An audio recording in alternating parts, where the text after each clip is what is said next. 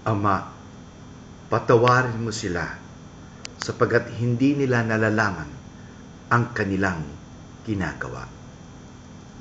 Mga kaibigan, sa unang wika ng ating Panginoong Jesucristo, tayo ay pinatatawad.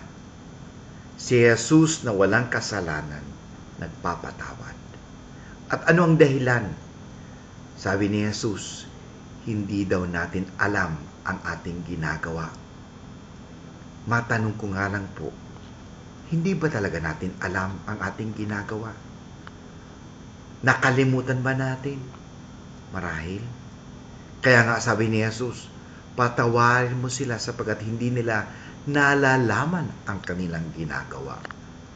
Mga kaibigan, sa unang wika ng ating Panginoong Jesucristo, panibaguhin natin ang ating kaisipan.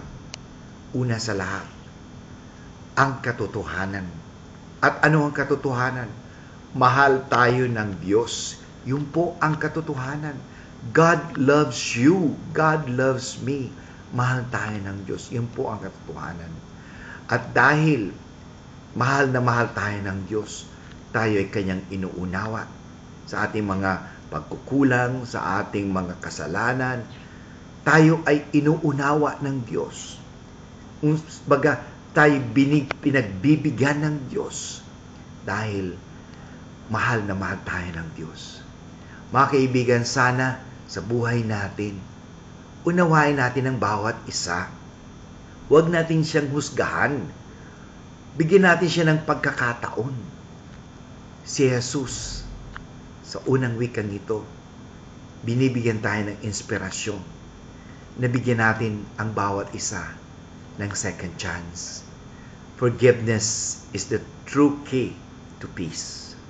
Wala hong kapayapaan, walang kasaganahan, walang kasiyahan kung walang kapatawaran.